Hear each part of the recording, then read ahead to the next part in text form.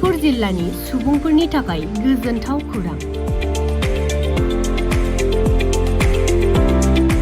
तामुलपुर जिल्लानि दंफाराव गोदानै लुफुंजानाय तामुलपुर जिल्ला हान्थामेला मावखुलि एबा तामुलपुर डिस्ट्रिक्ट ट्रेन्सपोर्ट अफिसखौ दिनै बेखेवबाय।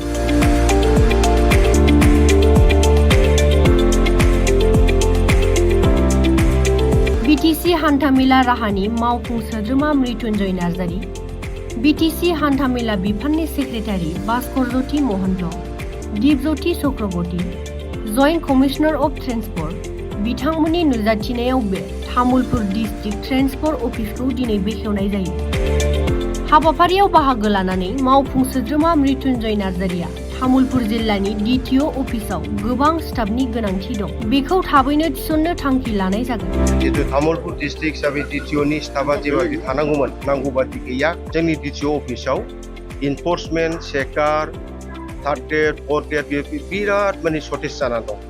बेखौ आं दा नेक्स्ट एस्टिमेटआव प्लेस खालामगोन, बेखौ रायलायनानै निश्चय स्टेप लानांगोन। बेजों लोगोसेनो बीटीसी हान्थामेला बिफानाव नांगौ बायदियै बाजेट मोननो हाया। बोसोराव 3 कौटि रांल' मोननो हायो। बेनि थाखाय बे बिफाननि खामानिखौ नांगौ बायदियै मावनो हाया। जोंहा मोनबा डिस्ट्रिक्ट जाबाय। बे मोनबा डिस्ट्रिक्टखौ सामलायनो थाखाय जोङो नर्माल बाजेटआव 3 कौटि 4 कौटिल' मोननाय जायो। एबार बेनिखायनो आङो इनहेन्सआव 30 कौटिसो बिदों सिप सानाव। खारन आं बिजिनेस खालामना मोनबाय मोनफ्रोमबो डीटीओ अफिसा बिराद डाटा बुरजा, मोनसेबो माबा नङा आरो थिं गब्लंबाय, वाल गैया, बिदिनो माबाफ्रा अफिसफ्रा साब सिखोन नङा बेबायदि। खारन ओंखायनो जोंनो बाजेट नांगौ। बेनिखायनो फैबाय थानाय समाव 100 कौटि मोननो थाखाय हाग्रामा महिलारि बिथांनिसिम खावलायगोन होननानै फोरमायथियो। गोजोनथाव खौरां तामुलपुर रायजोनि थाखाय, तामुलपुर डिस्ट्रिक्ट जोंनि बे ओनसोलनि थाखाय। खारन बे अनेक सिगाङावनो बेखेवनो सानदोंमोन। नैबे एमएलए इलेक्सननि थाखाय बेयो पेन्डिं जाना थादों। थेवबो दिनै जोङो अफिसार्सफोरखौ डीटीओ बिनि कनसेन्ट लानानै दिनै बे तामुलपुर डीटीओ अफिसखौ नांगौ बाबै बेखेवना होनाय जाबाय। आरो जोंहा बाव सर्टेजआ बेनो, जितु तामुलपुर डिस्ट्रिक्ट हिसाबै डीटीओनि स्टाफा जेबायदि थानांगौमोन नांगौ बादि गैया। दिनै मेडामा गाव हारसिंल' डीटीओ हिसाबै। बेनिखायनो आङो चिफ बीटीसीनि चिफ हाग्रामा महिलारि सारजों रायलायनानै अति शीघ्र बे जुन 12 to 15 थारिखनि गेजेराव 5-6 जन एटाचमेन्टआव हरनायनि बेबस्था लाबाय आरो बेखौ हरनाय जागोन। आरो बे डीटीओ अफिसखौ जाहाथे पूर्णांग तामुलपुर डिस्ट्रिक्ट हिसाबै सालायनो हागोन। आरो जिहेतु जोंना दा बाव तामुलपुरनि ओनसोलाव जिहेतु जायै लोङै जितु माने जानला मोनला गारि सालायनाय, एक्सिडेन्ट जानानै थैलानाय नङा होमबा, बेबायदि सोलिलायगासिनो दं। गतिके बेफोर नियन्त्रण जागोन। खारन डीटीओ अफिस गैयैखाय बाव चेकिं खालामनो मोनैखाय बेबायदिनो जोंनि सेंग्रा सिख्लाफ्रा गोदाव सोराव गारि सालायनानै माखासे एक्सिडेन्ट जालानानै थैलागासिनो दं।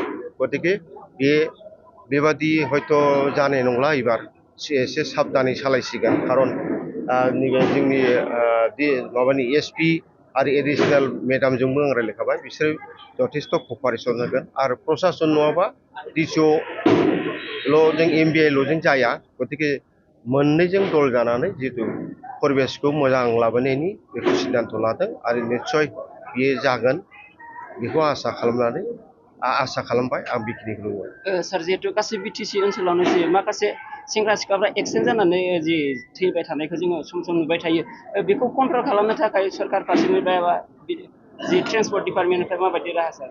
आच्छा, बेखौथ' जों रड सेफटि बिनि थाखाय एवारनेसबो लागासिनो दङ। नाथाय जोंनि मानसिफ्रा बुजिनो रोङाना। मिथिखागौ लोङै जायै सालायबा, आरो सालायबा नेमजों सालायबाथ' रावबो थैया। नाथाय लोङै जायै माबा माबि जानानै मा होनो सालायो, नियन्त्रण खालामनो हाला। ओमफ्राय जोंनि माखासे साधारन मानसिफोर जितु थाबायनानै थांनाय, मोजां गावबागाव साइडजों गारि सालायनाय, बेफोरखौ एक्सिडेन्ट खालामो। बेयो जाहैबाय लोङै जायै।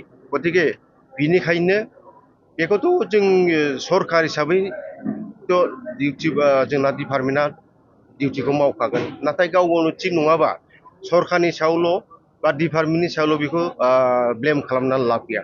गाव निजे थिग जानांगोन, नङाबा खुनुदिन थिग जानाय नङा खारन जों बुजिलायनांगोन नङा होमबा आरो दानो सोरखौबा हमगोन जोंनि मानसिखौ ब्लेम खालामगोन बा अफिसारफोरखौ मानो हमखो माखो बिदिनो लागोन गतिके गाव गावनो थिग जानांगोन गाव गाव थिग नङाबा बे जिनिसखौ सरकारबाबो बेखौ हाजोबा खारन जोंनाथ' बिटिसि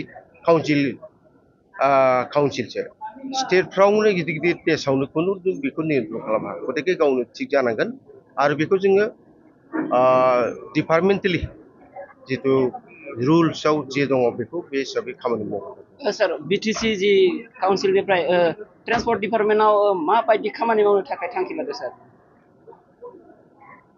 बिटिसिआथ' मोनसे फिसा काउन्सिल बेयाव थोजासे फान्डबो मोना जिहेतु दा जोंहा मोनबा डिस्ट्रिक्ट जाबाय बे मोनबा डिस्ट्रिक्टखौ सामलायनो थाखाय जोङो नर्माल बाजेटआव 3 कोटि 4 कोटिल' मोननाय जायो एबार बिनिखायनो आङो इनहेन्सआव 30 कोटिसो बिदों चिफ सारनाव खारन आं बिजित खालामना मोनबाय मोनफ्रोमबो डिटिअ अफिसा बिराद गाद्रा गुद्रा मोनसेबो माबा नङा आरो थिं गब्लंबाय वाल गैया बिदिनो माबाफ्रा अफिसफ्रा साब सिखोन नङा बेबायदि खारन ओंखायनो जोंनो बाजेट नांगौ आरो स्टाफ साफिसियेन्ट गैया स्टाफखौ बिराद बुरजा नांगौ प्रत्येक डिस्ट्रिक्टआवनो जोंनि डिटिअ अफिसाव इनफर्समेन्ट चेकार थार्ड ग्रेड फोर्थ ग्रेड बिराद माने सर्टेज जानानै दं बेखौ आं दा नेक्स्ट एसि मिटिंआव प्लेस खालामगोन बेखौ रायज्लायनानै নিশ্চয় স্টেপ লানে যাবে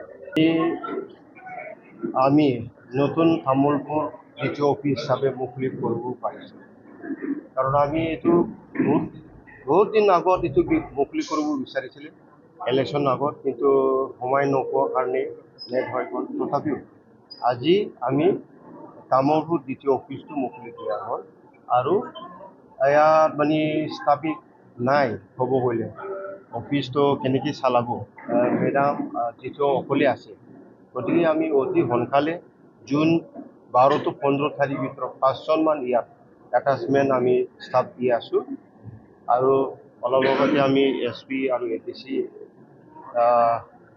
ইয়াৰ লগত আলোচনা কৰিছোঁ যিহেতু তামোলপুৰ ডিষ্ট্ৰিক্ট হিচাপে যদি নিয়ন্ত্ৰণ কৰিব লাগে গাড়ী চলা কোনো বদমাইচি মানুহবিলাকে উইদাউট ড্ৰাইভিং নোট নাথাকা গাড়ী কাগজ নাথাকা এইবিলাকত চেক কৰিবৰ কাৰণে আমি অলপ আগতে আমাৰ SP লগত আলোচনা কৰিছোঁ তেওঁলোকে বহুত সহায় কৰিব আপাতত 12 to 15 তাৰিখলৈকে আমাৰ অলপ কিবা পেণ্ডিং থাকিব তাৰপিছত ফুল ষ্টাফ যেতিয়া আহিব আৰু আমাৰ তামোলপুৰ ডিটিঅ অফিচ ভাল হ'ব আৰু সকলোৱে আমি আশা কৰিছোঁ সকলোৱে কপাৰেশ্যন দিব সহায় দিব এইটো আমি আশা বিচাৰিছোঁ কিমান টকা বাজেট হৈছে বাজেট আমি জুলাইত পাব এতিয়ালৈকে আমাৰ বাজেট হোৱা নাই জুলাইত বাজেট হ'ব বাজেট হোৱাৰ পিছত বহুত পেণ্ডিং কাম আছে ইয়াত আৰ্ট ফিলিং কাম